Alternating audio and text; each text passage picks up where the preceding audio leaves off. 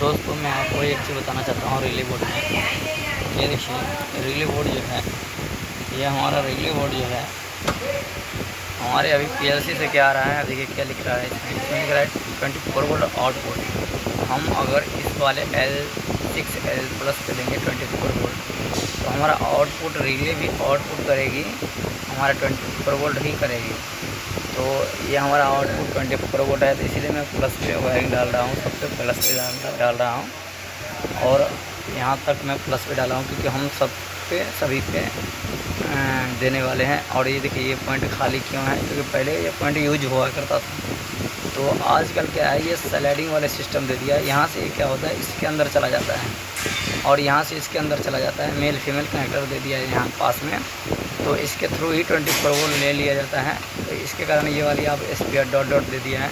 पहले ये space use, ये जो स्पेयर है ये यूज हुआ करता था, यहाँ पे 24 वोल्ट देना पड़ता था या 0 वोल्ट जो भी लेता था सिंगल सोर्स के हिसाब से। तो इसमें क्या है दोस्तों, इससे हमारा क्या है 24 वोल्ट यहाँ पे दे दिया। अब एक जगह दे दिया 24 वोल्ट, तो इसका मतलब सब में आ गया 24 वोल्ट। और यहाँ से आउटपुट 24 वोल्ट ही करेगा जितना है 0 1 2 3 4 5 7 तक। तो ये आउटपुट जो है DQ है, हमारा आउटपुट होता है। ये 1 मतलब ये ऊपर वाला हुआ और B का मतलब हुआ नीचे वाला। इसमें ये भी कंफ्यूज होता है इंसान। DQ ये है यहाँ, तो इसका मतलब ये ऊपर वाला हो गया और B का मतलब हो गया नीचे, ठीक है। इसमें भी लिखा हुआ है 24 वोल्ट आउटपुट। तो ये कन्फ्यूजन सीमेंस में बहुत ही कम होता है, इसमें पता होता है इंसान को। कोई भी नॉर्मल से नॉर्मल व्यक्ति वायरिंग डाल सकता है। ये इनपुट हो गया और इनपुट साइड में देखिए सीधे बता रहा है ये, हम इनपुट पे 0 वोल्ट देंगे। M1 दिया है, 1M 2M ऐसे करके दे रखा है। इसका मतलब ये एनालॉग आउटपुट है, एनालॉग इनपुट है, देख सकते हैं आप, अगर आपको दिख रहा होगा तो। और यह है डिफरेंशियल इनपुट है और डिफरेंशियल आउटपुट है। इधर देखिए इधर डिफरेंशियल आउटपुट है, तो ये इसका कंट्रोल यहाँ से होगा और ये यहाँ से आउटपुट करेगा इसके कंट्रोलिंग के अनुसार। तो इसका हमें अभी वायरिंग नहीं डाल रहे हैं क्योंकि हमारा ज़रूरत नहीं है अभी। ये ज़रूरत होगा तो यहाँ यूज किया जाएगा। ये कम्युनिकेशन के लिए किया जाता है, RS485 मोड के लिए किया जाता है। और RS485 का मतलब होता है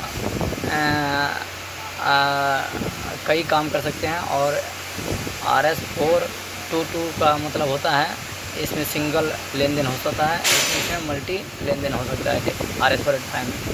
तो ज़्यादातर हमारे PLC में डाटा ट्रांसफ़र का लेन देन करता है तो RS485 का यूज़ किया जाता है।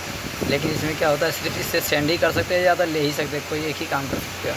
तो इसीलिए एक टाइम में एक ही वर्क करता है और ये कई वर्क करते हैं, मल्टी वर्क करता है, इसीलिए RS485 का ज़्यादा वैल्यू है। तो दोस्तों आशा करता हूँ कि आपको ये बात समझ में आ गया होगा। और ये जो रिले है हमारा ये पॉजिटिव है, इसका मतलब अगर ये जो है ना हमारा ये, अगर ये वाली लिंक उठा के अगर इधर रख देंगे, मैं आपको बता ही दे रहा हूँ,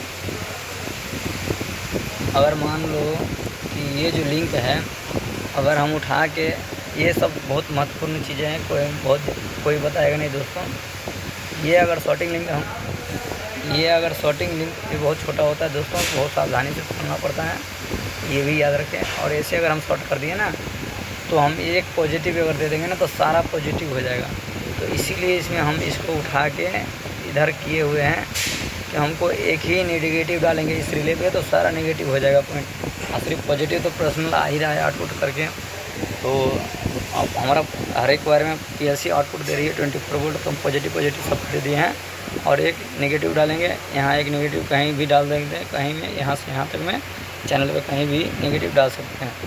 एक यहाँ एक यहाँ एक यहाँ एक यहाँ ऐसे डालेंगे तो इसका काम हो जाएगा। अब इसका वर्किंग क्या है दोस्तों, जैसे इसमें अगर 24 वोल्ट आएगा तो ये LED ग्लो करेगा, ये LED ग्लो करेगा, इसका मतलब मेरा ये रिले होल्ड हो चुका है। और इसमें हम क्या करेंगे, हम यहाँ जो इससे जो आउटपुट लेंगे क्लोजिंग ट्रिपिंग के लिए, तो एक कॉमन आएगा इस पर, और यहाँ से आउटपुट NO लेंगे तो NO, NC लेंगे तो यहाँ से लेंगे। लेकिन हमारा NO ज़्यादा यूज होता है तो हम यहाँ से किसी चीज़ को क्लोजिंग या ट्रिपिंग करने के लिए लेते हैं। जैसे इसमें कमांड PLC से आएगा क्लोजिंग का, तो वैसे ये क्या करता है, इससे ऐसे घूम के इधर ले आता है। ये यहाँ से NO कॉन्टैक्ट होता है, ये यहाँ से NC कॉन्टैक्ट होता है।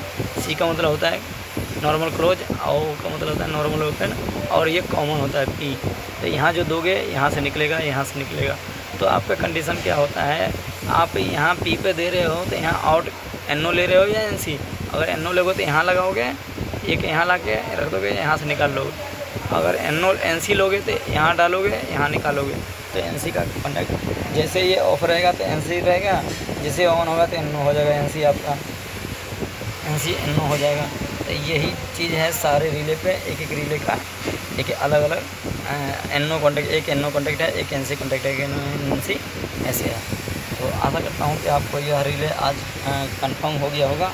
और आज मैं एक रिले में 2 NO और 2 NC दिखाने वाला हूँ। ये ट्रिनिटी कंपनी का है, ट्रिनिटी टच का है। तो ये ट्रिनिटी टच का है, इसमें देखिए डबल टेकर है। देखिए एक ही एक रिले में 2 NO 2 NC है। तो एक देखो कैसे कॉन्टैक्ट होना, ये जो है कॉमन है, और ये NO है, और ये NC है। सेम वही कंडीशन है, यहाँ पे भी एक NO ले सकते हैं, एक यहाँ डाल के NO, यहाँ डाल के NO। तो अगर दो एक ही रिले से दो, इस रिले पे अगर मान लो एक टाइम में हमको 2 NO चाहिए इसका, तो आसानी से हम इस रिले से ले सकते हैं। और सेम कंडीशन है, सेम काम है, कोई दिक्कत नहीं है, रिले सेम रहेगा। बस इसमें क्या है, डबल टेकर है, बस डबल NO निकाल सकते हैं, डबल NC निकाल सकते हैं। बस यही एक जैसे काम कनेक्शन उसका होगा वैसे ही सेम टू सेम। थोड़ा सा इस रिले का हाइट ज़्यादा होता है, तो ये ध्यान रखें, क्योंकि ये सेम रिले का हाइट नहीं होता। देखिए इससे एक रिले ज़्यादा है, तो इसमें 2 4 6 8 ही रिले, इसमें भी 8 रिले है, लेकिन ये थोड़ा ज़्यादा जगह लेता है, क्योंकि इसमें जगह बीच में ज़्यादा गैप बनाना पड़ता है, जिसके कारण इसमें गैप सटा हुआ है, इसमें गैप बना हुआ है। तो इसी के कारण इतना रिले ये बड़ा हो जाता है, थोड़ा बिग साइज हो जाता है। तो इसके लिए कोई दिक्कत नहीं है। आशा करता हूँ कि आपको ये बात समझ में आ गया होगा। तो देखिए SMPS है, जो जिस पे हम एक फेस लगाएंगे, एक न्यूट्रल लगाएंगे, और एक यहाँ अर्थ दे देंगे, जो हम इसको छुएंगे भी तो हमें करंट नहीं लगेगा। तो ये अर्थ इसीलिए लगाया जाता है दोस्तों। और एक्स्ट्रा जो भी इस पर लीकेज करंट होगा वो हमारा ग्राउंडिंग के साथ निकल जाएगा। और ह्यूमन सेफ्टी के लिए ये बहुत ही अच्छा होता है, इसीलिए अर्थिंग लगाना बेहद ज़रूरी होता है। और जैसे हम इस पर फेस न्यूट्रल देंगे, अर्थ दे देंगे, उसके बाद हमारा इसमें से माइनस और प्लस पे देंगे तो 24 वोल्ट आउटपुट करने लगेगा। देखिए इसमें लिखा है आउटपुट 24 वोल्ट DC 4.5 एम्पियर तक निकालेगा। तो वोल्टेज एम्पियर आप इसमें से थोड़ा सा ऊपर नीचे अप डाउन कर सकते हैं। वोल्टेज ये पोटेंशियोमीटर है, देखिए इसको ऐसे घुमा के हम मैनेज कर सकते हैं, ऊपर और नीचे कर सकते हैं। तो वोल्टेज अगर थोड़ा मान लो 23 वोल्टेज है तो 24 कर सकते हो, 25 करते हो। अगर मान लो अगर कोई किसी सर्किट को चला रहे हैं, उसमें ज़्यादा लंबा रूट चल गया है, तो 25 से वोल्टेज जो है जाकर ड्रॉप हो जा रहा है, कम हो जा रहा है, तो इसको 26-27 कर लोगे तो हमारा ड्रॉप नहीं होगा, पूरा वहाँ एंड तक वोल्टेज पूरा जाएगा। तो ये भी एक बात है SMPS में। और दूसरी बात है SMPS में, देखिए ये 100 वोल्ट इनपुट है, 120 वोल्ट आउटपुट ले, मतलब 100 से 120 वोल्ट दे सकते हैं।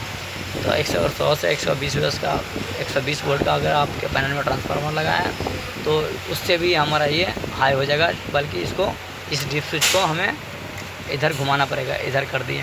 तो हमारा अगर 100 वोल्ट का पूरा ट्रांसफार्मर आउटपुट कर रहा होगा, AC सप्लाई अगर 100 वोल्ट का होगा या 120 वोल्ट का होगा, तो उससे भी इस SMPS को चला सकते हैं।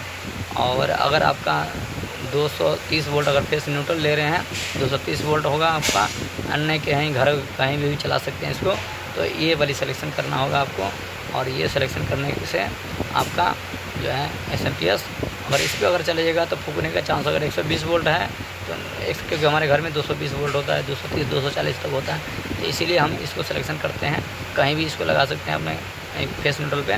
तो ये वाली 200 से 240 वोल्ट तक AC इसको हम इधर घुमा देंगे, क्योंकि हमको 240 वाला पे यूज करना है, तो हम इस डीप स्विच को इधर कर दिए।